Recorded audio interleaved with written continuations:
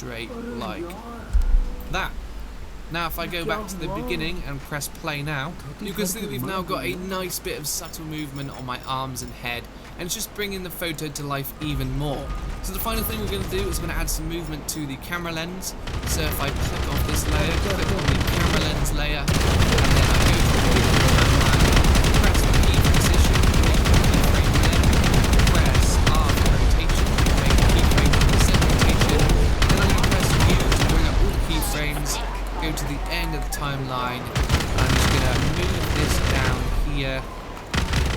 I'm going to rotate it to something like that. I'm going to go back to the beginning of the timeline, and I'm just going to move that there. And I think that should be good. If we press play now, and there we go guys, that is pretty much the final result. You probably want to spend longer than I did trying to get it as perfect as you can, but you've got to admit it looks pretty damn good as it is. Once you've finished your animations and you are ready to render it out, you're going to go back to that main composition, and as you can see here it is all nicely framed, ready to render. We're going to go to File, Export, Add to Render Queue. We're going to click on Lossless, change that to QuickTime. Go on format options, make sure everything's looking good. H.264, 20k, bitrate, looks all good to me. Press OK, and we're going to name this to Parallax Tut AE. Save, press render, and you'll see the final result on screen now.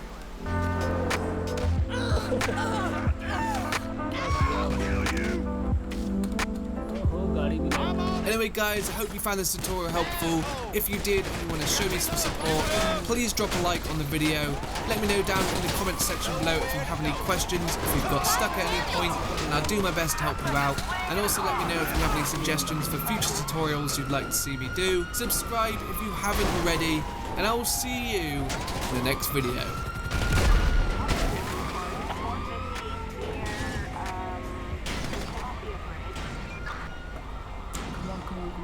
What's going on guys, my name is Josh, and in today's video we're going to be learning how to use speed ramping as a transition to make your cuts smoother and make your videos flow better.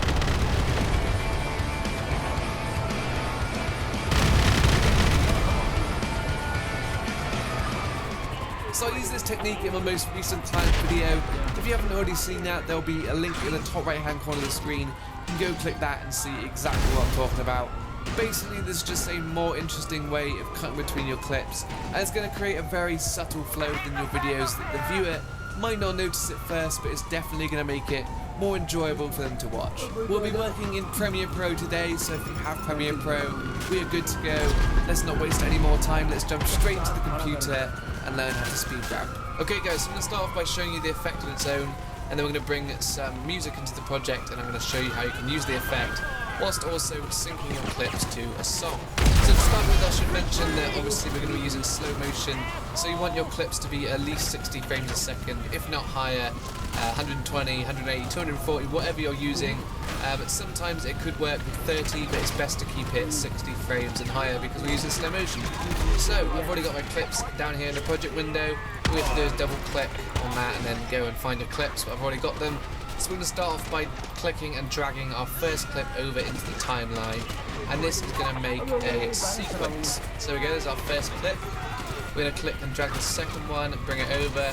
Try and keep this as quick as possible guys, because the last tutorial went on for a little bit long. I know it can get boring. So first thing we're going to do is remove the audio from our clips, and to do this what we do is click on the audio, right click, unlink. Okay guys, thank you guys. Delete. So we're going to do that with both clips, and we're going to start off by trimming down our first clip. So I want it to start around here, right? So I'm going to click and drag, and that's going to trim it down, and then we'll trim off the end to about here, I reckon.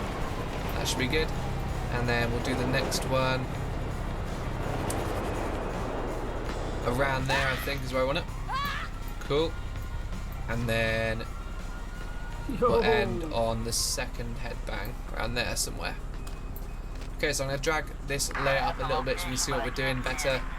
press plus my keyboard to zoom in a little bit. And there we go, we got both our clips trimmed down, ready to speed ramp.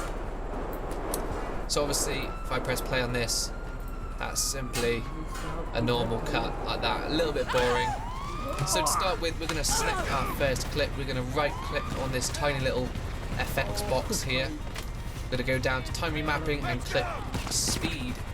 Now what this has done, if we click on our clip and go to effect controls, you'll see it's enabled time remapping.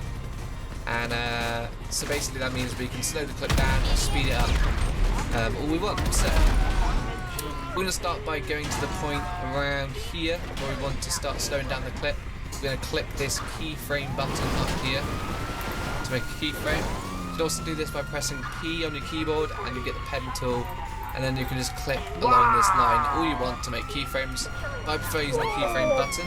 What a jump! So basically now what we've done now is split the clip into two sections. So this second line here will affect anything after that keyframe, and this first line will affect anything before the keyframe. So before the keyframe, we're going to click and drag the line up to around 200% to speed it up, and then the second half we're going to click and drag the line down to